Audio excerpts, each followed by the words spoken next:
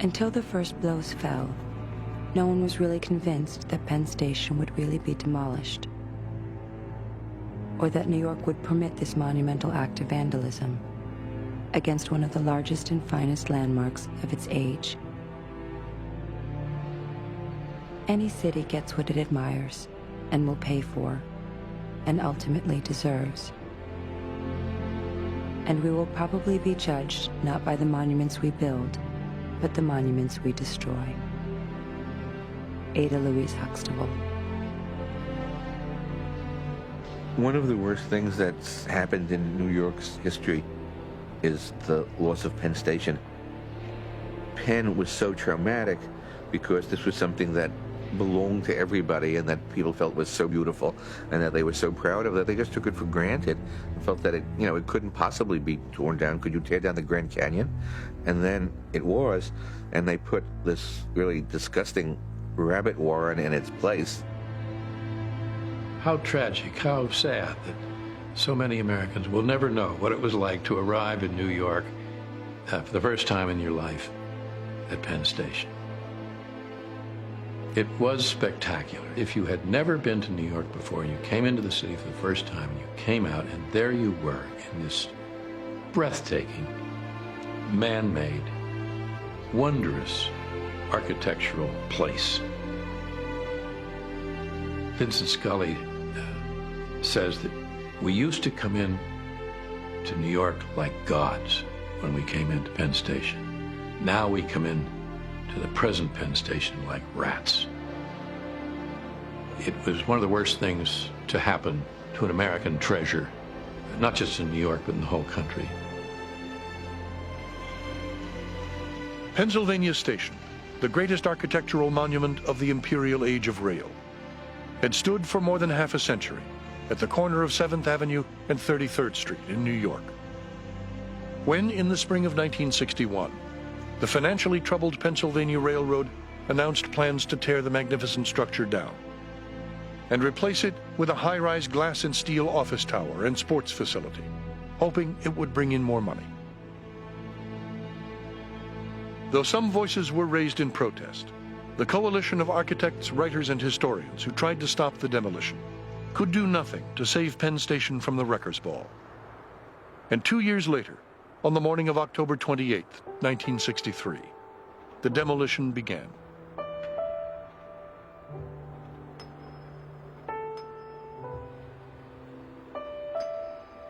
It would take more than 3 years in all to pull the great stone structure down.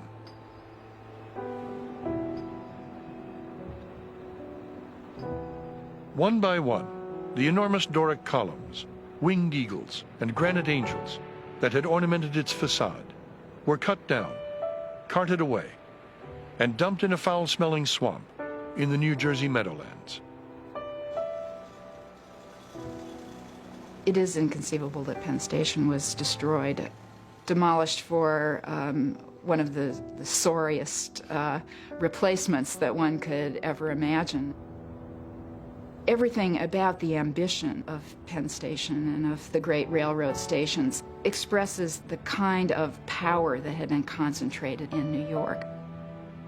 The loss of it was a sad commentary on the ideology of modernism, the belief that new is better, the belief that modern efficiency, or that the profiting from new construction is an adequate replacement for the traditions, the heritage, and the real meaning of places in people's lives.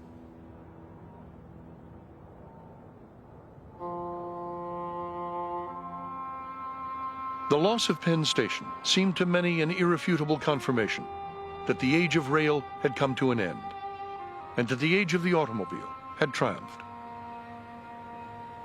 And in many ways, it had. But more than most people understood at the time, the destruction of Penn Station had marked a crucial turning point in the life of New York City. It's when that comes down that a sense of sacrilege really activates people. It's destroying the past. It is symbolic of the triumph of the auto era over the old interconnected mass transit operations. It generated, for many people, a different attitude about the new. You know, maybe the tradition of the new, you know, wasn't something that we should celebrate so uncritically. I think what was gained was even more important than what was lost, and what was lost was, of course, one of the last really magnificent Beaux-Arts constructions in terms of design and space and material and architectural quality. That was lost. What was gained was an enormous groundswell, popular groundswell for preservation, that not everything was expendable, and that some things were worth the struggle, that you had to find uses, you had to find ways to keep the character and the quality and the continuity of a city. It went far beyond actually losing a station. It really was a sense of what is the city and how do you have that resonance, really, that you get from the past that makes the city rich and real and a rewarding place to be, that it isn't sterile. It isn't the product of building by the bottom line, which of course so much construction is. Nobody seems to care about New York, except for those of us who live and work here. And we, who do care, believe the time has come to put a stop to the wanton destruction of our greatest buildings. To put a stop to wholesale vandalism. It may be too late to save Penn Station, but it is not too late to save New York. Jane Jacobs and the Action Group for Better Architecture in New York.